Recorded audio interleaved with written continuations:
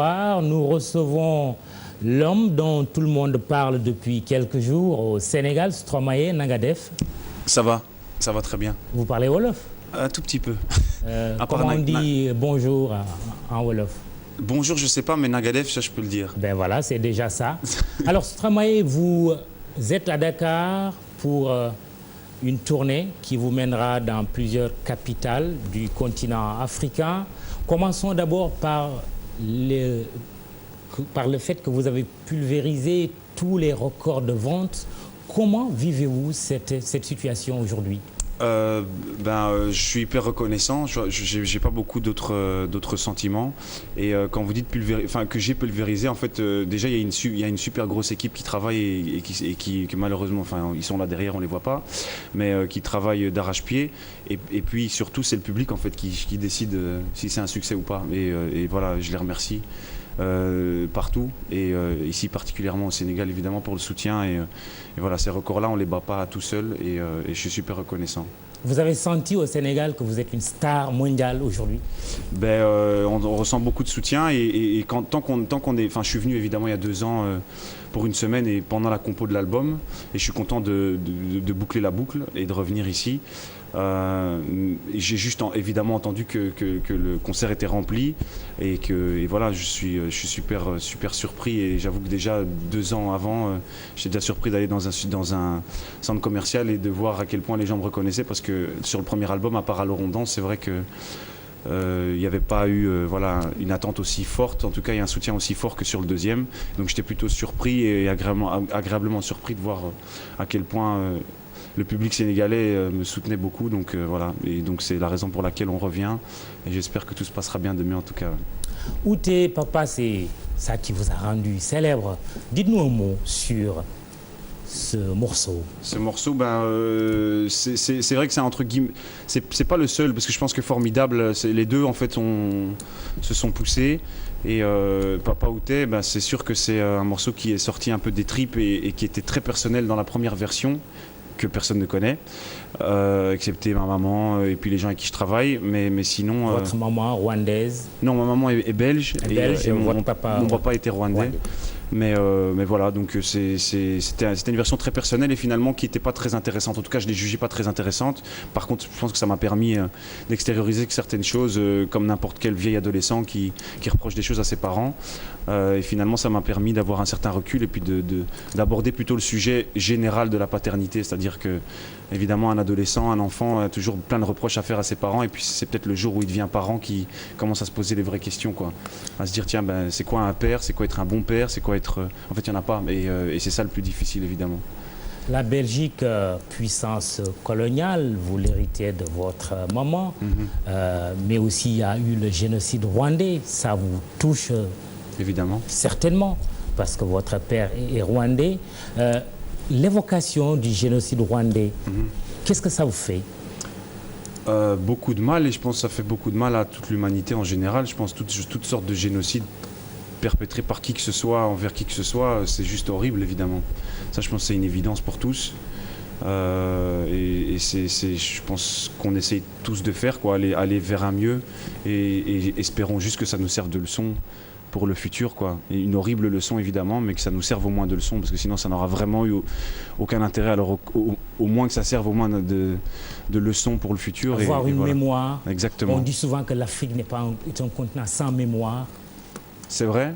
Je ne savais pas qu'on disait que c'était un continent sans mémoire. Je pense que c'est un continent qui a justement énormément de choses à apprendre autant que n'importe quel continent du monde d'ailleurs.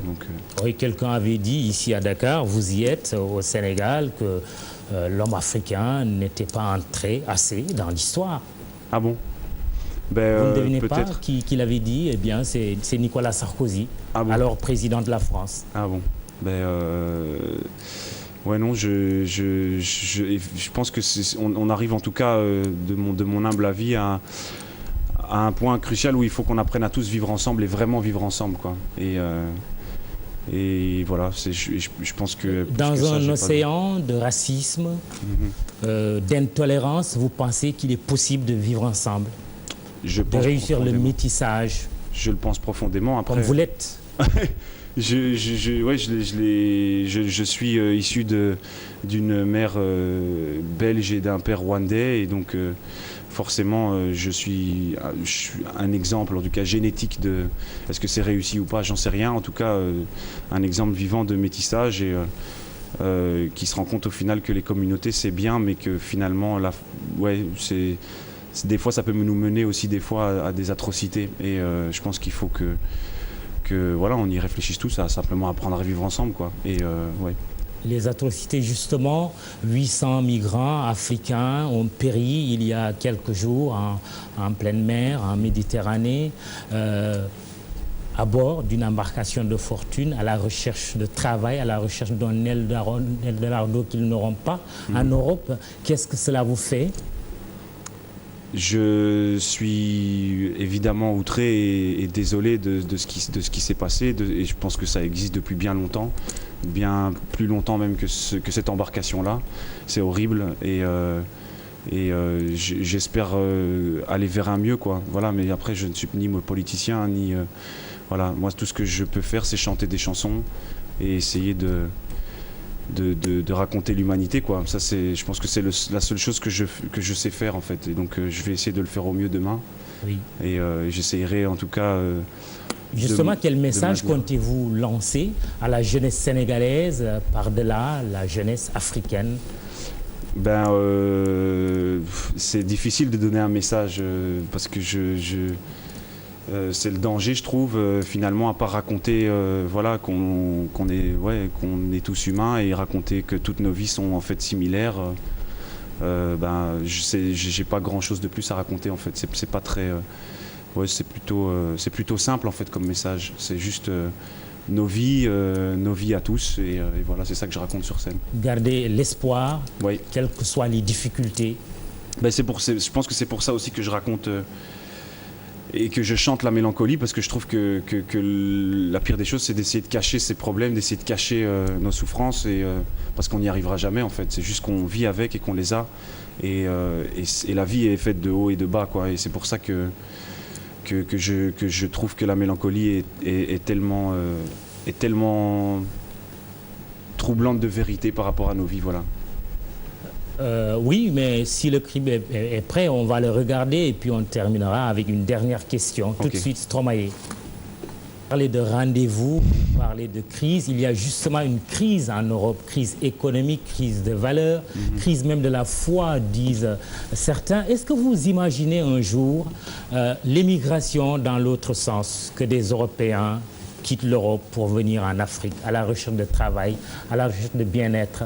Le morceau ne parle pas tout à fait de ça, en fait, hein, oui. Voilà, mais il parle en fait je fais hors sujet, mais c'est fait exprès. Mais juste pour répondre à votre question, je pense que c'est même déjà un peu le cas.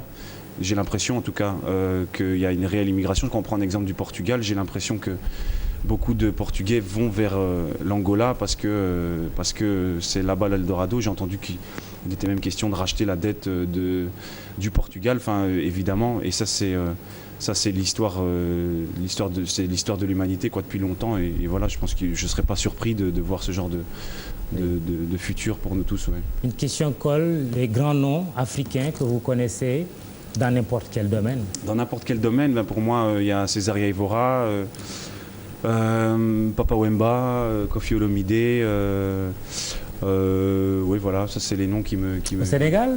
Du Sénégal, je pense que le propriétaire de cette chaîne aussi. Yes. Monsieur Youssou N'Dour. Monsieur Youssou N'Dour, évidemment. Que vous avez rencontré?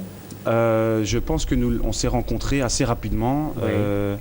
Et voilà, évidemment, je le connais par ma maman. Un projet de featuring avec lui? Avec grand plaisir. Après cette tournée, évidemment, mais ouais, ce sera avec grand plaisir, évidemment. C'est le scoop de cet entretien. Mais le choix du Sénégal pour démarrer votre tournée africaine, est-il fortuit? Alors, pour être honnête avec vous, il y a une certaine relation qui s'est établie avec Awadi. Oui, qui est de l'autre côté. Qui est de l'autre côté, là, qui nous propriétaire regarde. du studio Sankara. Tout à fait. Un coucou à lui. On le salue. Awadi, oui. Mais après, il y a une raison logistique aussi, c'est qu'à un moment, c'est vrai qu'il faut essayer d'éviter de faire trop de trajets, etc. Oui. Et voilà. Et puis évidemment, c'est vrai que par rapport à l'album, j'ai travaillé avec des gens d'ici. Je pense à Tibas, je pense à certains musiciens que j'ai rencontrés en studio, au studio Sankara justement. Et donc voilà. Vous serez envahi de monde demain à la place du monument de la Renaissance africaine. Vous ne craignez pas pour la sécurité? Tout se passera bien? Ben, j'ose espérer, parce qu'apparemment il y a une espèce de centaine de mecs de sécurité qui seront là. Donc voilà, Awadi a tout prévu pour que les familles puissent venir et profiter du plus bas âge au plus âgé. Et donc voilà, j'espère que tout se passera bien. En tout cas, je pense qu'il a tout prévu. Très bien. C'est demain à partir de quelle heure déjà? À partir de 18h, mais on montera sur scène. Temps universel. Voilà. Vous montrez sur scène 2 heures plus tard. Voilà. Très bien. Alors, Papa Outé va nous accompagner parce que notre entretien est terminé. Moi, je vous offre ce cadeau. C'est un stylo aux couleurs du groupe Futur Média. C'est le journal L'Observateur. Merci et puis, il y a la beaucoup. TFM, la RFM et IGFM. C'est très gentil à vous, merci. Ben voilà, merci d'être venu. Merci à vous. Vous n'avez rien prévu pour moi? Ah ben je suis désolé. Une dédicace tout à l'heure, avec peut-être? plaisir, voilà. Oui, voilà. Voilà, faisons avec ça. le stylo, voilà, une dédicace là. Ok. C'était comment déjà? Papa Outé tout de suite que nous écoutons pour accompagner Stromae. Il écrit pas en fait. C'est pas grave, c'est pas grave. Vous en voulez une ou pas? Merci. Oui, on va. Oui, vous allez m'en offrir. Voilà, merci. Merci à vous. Merci, mesdames, messieurs, de nous avoir suivis ce soir.